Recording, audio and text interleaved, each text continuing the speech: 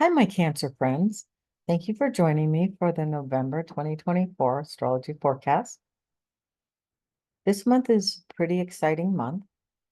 Um, it starts out with a very powerful Scorpio new moon. What makes it so powerful? Well, Pluto will oppose Mars on the same day, and Pluto is the ruler of Scorpio. So there's definitely a big connection there. Now, Pluto and Scorpio both are about transformation, and it may feel difficult when we have a Pluto Mars opposition. It can cause arguments and fights and bring in a lot of intensity around these things. But it can also bring intense motivation. And depends on where we're at. But I've already been feeling this Pluto Mars opposition even before the first. Because that energy is there before and can be pretty strong, especially a couple of days before. And the key though is we just don't want to start anything at this point, arguments or anything like that, or even say things that can be taken the wrong way. Because things might just really blow out of proportion and become much bigger than we expected. Um, and so I think what we have to realize though is that this is about transformation. Letting and to start any transformation, you have to let go of things that aren't working for us anymore, so that we can allow things to come in that are going to work better for us. And so it might not feel great at the time, but if we can figure out what we need to let go of and do that, it can really help us in the future. And also on November 1st, Mercury in Scorpio is going to trine Mars and sextile Pluto.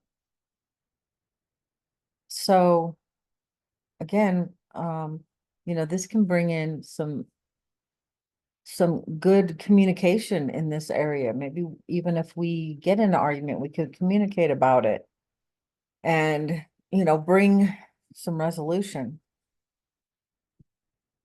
So communication can definitely help with this. Also on November 1st, Jupiter will sextile Chiron. So anytime Jupiter is involved in a positive aspect with Chiron, it's going to help us bring in some kind of healing.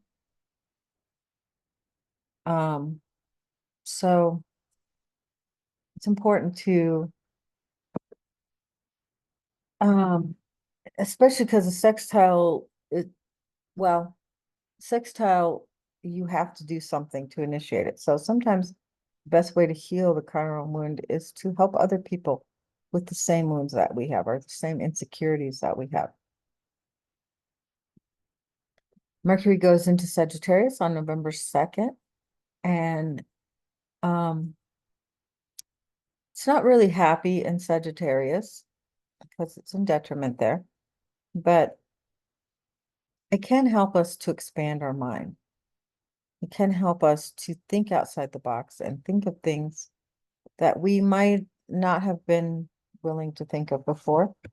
We just have to be careful not to become stuck in our beliefs.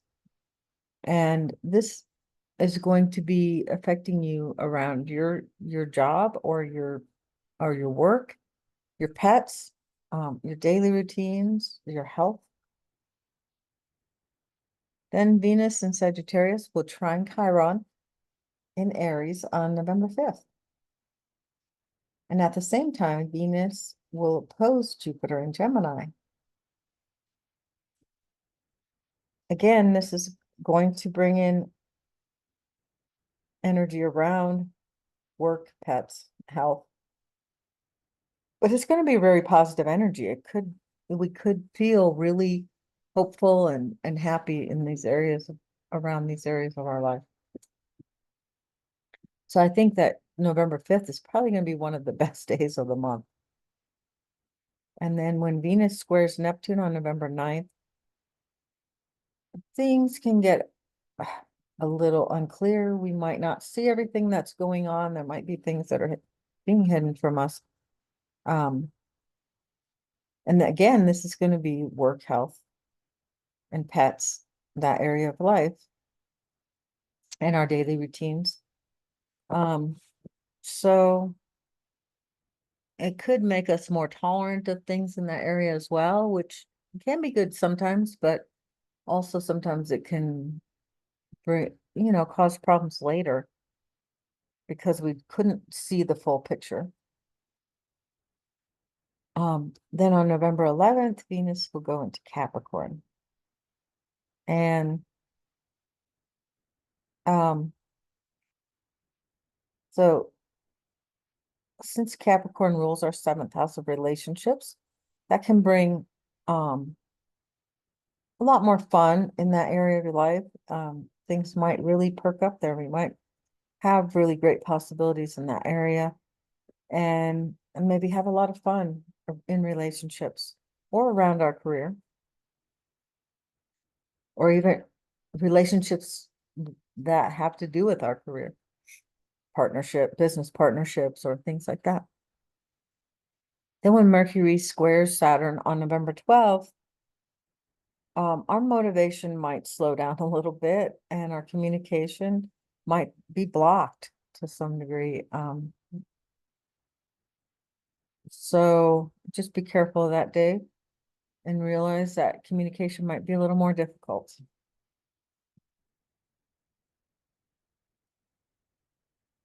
And then on November 14th, Venus will square the North Node and Mars will trine the North Node. So that could bring in, more motivation around our fated path in our career, and what is fated for us in our career, and help us to go in that direction, even though it might be difficult. But in the end, it's going to bring us a much more happy life if we can follow what we really are fated to do. The full moon in Taurus on November 15th is, a full moon in Taurus is usually very grounding and stabilizing, but because it is conjunct Uranus, well, it's probably not going to be that that stabilizing. We'll get sudden changes or surprises. Unexpected things will happen around friends or social groups or networks, technology even. And then on November 18th, the sun will square Neptune. And that could, bring a focus or just shine a light on things that have been hidden before, things that might be out of our control.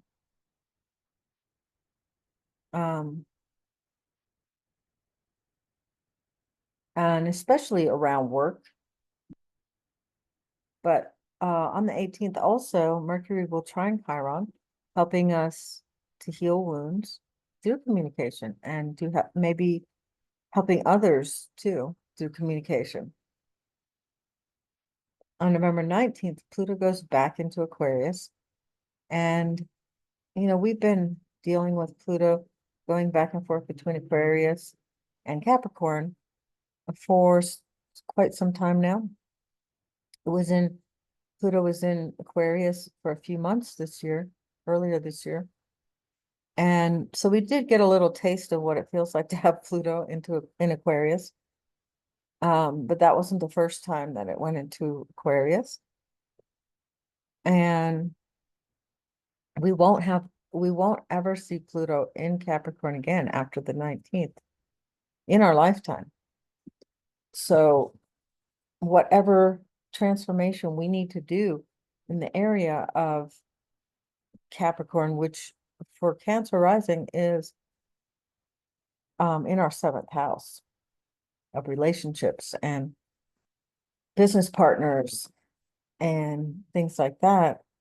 So whatever we needed to transform there, this is our last chance to transform that until November 19th. And then after that, we'll have other areas to transform in Aquarius, which is the eighth house of debt, taxes. So then we might have to really be looking in that area of our life and money that we get from other people, money from our business, inheritance, things like that. It also can be things that we inherit from our from people, like traits, and things like that we can transform. And then on the November 19th, the sun will trine Mars, and that is going to bring a focus on home and family because Mars is in Cancer. And it's in our first house, so that can also affect how we see ourselves, how other people see us. And so there can be, more visibility there so that we can see those things clearly. Mercury will go retrograde in Sagittarius on November 25th, and that will last until December 15th. But the pre-shadow for that starts November 9th. So anything that we do from November 9th on, Mercury will go back to the spot, to the place it was on November 9th. So we'll have to look at maybe adjusting whatever we do from the 9th on. So that's kind of something that Mercury retrograde, which a lot of people know Mercury retrograde because it happens quite often, and we can usually feel it because Mercury is how we think, how we communicate, and kind of how we do things with our hands and work with our hands, and it's transportation. So there's a lot involved there, and so it can have a big effect. But in Sagittarius, Mercury retrograde is probably not as difficult for many people. But since Sagittarius rules your sixth house of work, that's going to affect you a lot in that area of work and daily routines and all that. So that's all I had for November. Make sure you like and subscribe and visit my website, logicalastrology.com, where I have a lot more information about astrology. I have weekly readings and monthly readings that are free. And there's all for each sign. And then I also have, you can set up a reading with me to get more information, because a lot of times these general readings, even though it's for Cancer rising, there's a lot of people that have Cancer rising, and it's not going to be the same for everyone. And some of these aspects will affect you depending on your birth chart, will affect you directly, and some won't really affect you this month. So it's good to get a personal reading so that you can see exactly how things are going to affect you individually. So have a great month, and I'll see you next month.